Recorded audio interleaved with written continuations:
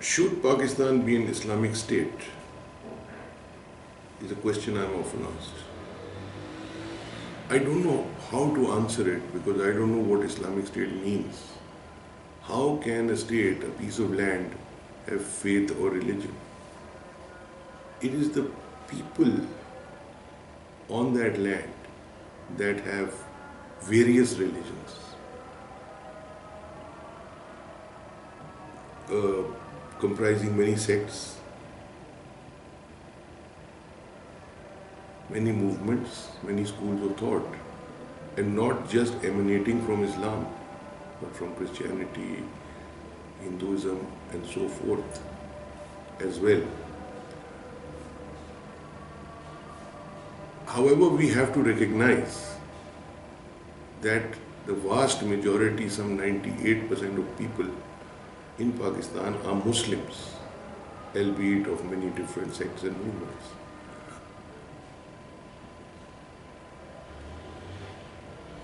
A state that claims to be Islamic or Muslim has to have a purpose. So just to call itself Islamic state is not enough.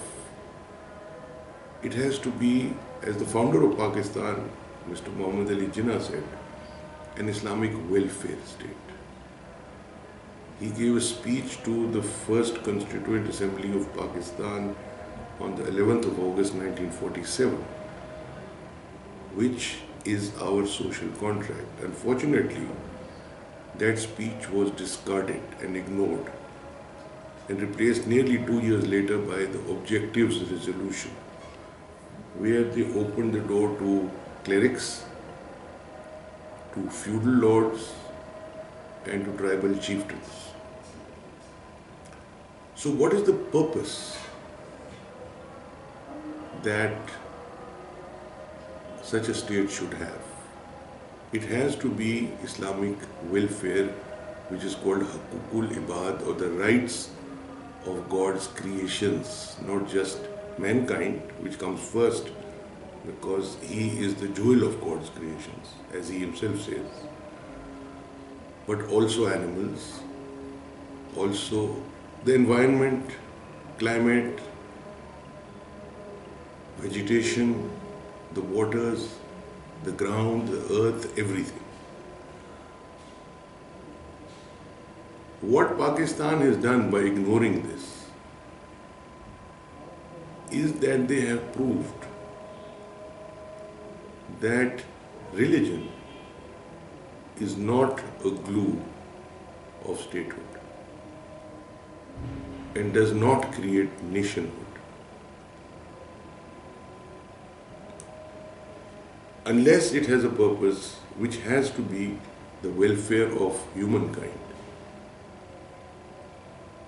And that is what gives humankind living on or in that state a stake.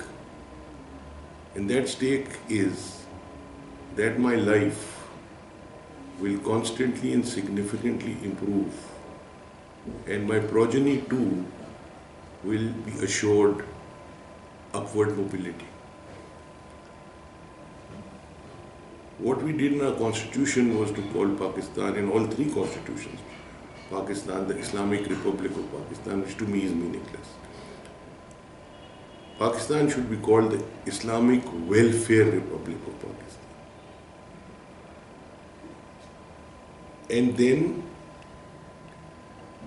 the welfare responsibilities of the state that fall within Hukukul Ibad, or the rights of God's creations, should be outlined and mentioned in the constitution, that fall within the duties of a state. Instead, we just took cover behind a repugnancy clause, that no law shall be made that are repugnant to Islam, to the Quran and Sunnah. And that was it. That has led to many contradictions, like a parallel judicial system. One based on Islamic traditions, and another on Anglo-Saxon traditions, and a third which is on local customs and traditions like the jirgas and the panchayats. It has led to parallel educational systems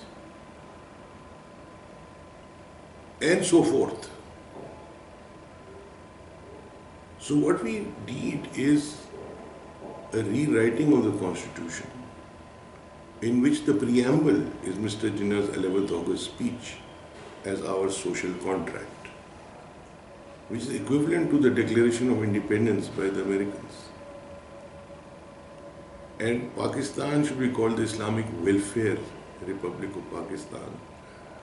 And then the duties of Islamic welfare should be various clauses of the Constitution, starting with adl or balance, justice, the right to life, the most important of which is the right to not just food but nutrition, the right of every human being to develop his or her mental potential to its fullest, and the duty of the state to provide the wherewithal for that. The right to privacy and protection from libel and defamation of the individual and the family. For even if it is true, when you publicize it for no rhyme or reason, then you defame not just the individual but also the family, the neighbors, friends, and so forth. You do not publicize it unless it is for the public good. The right of transport, the right of housing and shelter, the right of decent clothing,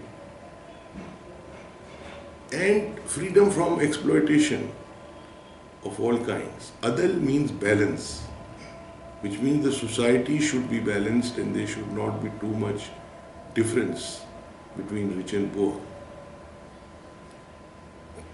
A society in which there is a rich man living like a prince and he's earned all his wealth and money morally and legally, yet a mile away from his house there are children going to bed sobbing of hunger, is not necessarily his fault directly, but it is a sign of a disbalanced state, not a balanced state.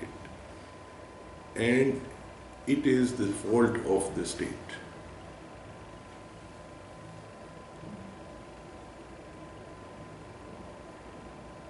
So we have really reduced Pakistan to a bundle of contradictions where theocrats and clerics have a huge say and are a pressure group of massive proportions, where feudal and tribal interests and the feudal mindset hold sway, especially over its politics and the mindsets of the people who don't know their own rights because they're uneducated. They don't know, apart from welfare, what their purpose is.